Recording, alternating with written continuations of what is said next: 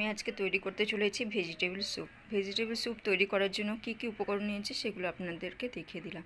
নিয়েছি গাজর, sweet corn, beans, মটরশুঁটি আর বাঁধাকপি পাতা কুচিয়ে নিয়েছি। দেখুন আমার তৈরি করা হয়ে গেছে।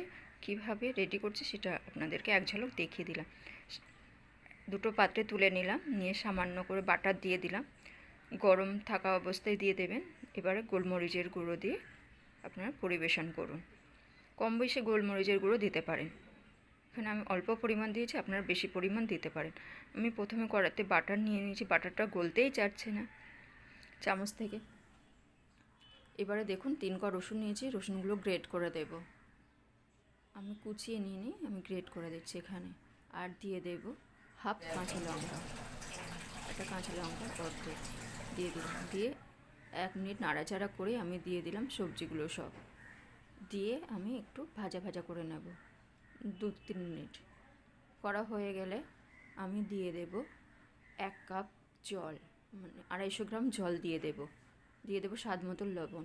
ভিডিওটি ভালো লাগলে লাইক করবেন, শেয়ার করবেন আর সাবস্ক্রাইব করবেন।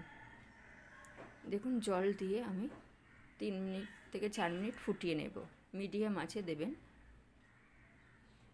দিয়ে ফুটিয়ে নেওয়া হয়ে গেছে। আমি এবারে দিয়ে দেব কর্নফ্লাওয়ার। দেখুন কর্নফ্লাওয়ার নিয়ে নিয়েছি 1.5 চামচ। এটা আমি জল দিয়ে গুলে নেব। হাফ বাটি জল দিয়ে গুলে আমি দিয়ে দেব। এদিকে সিদ্ধ হয়ে গেছে,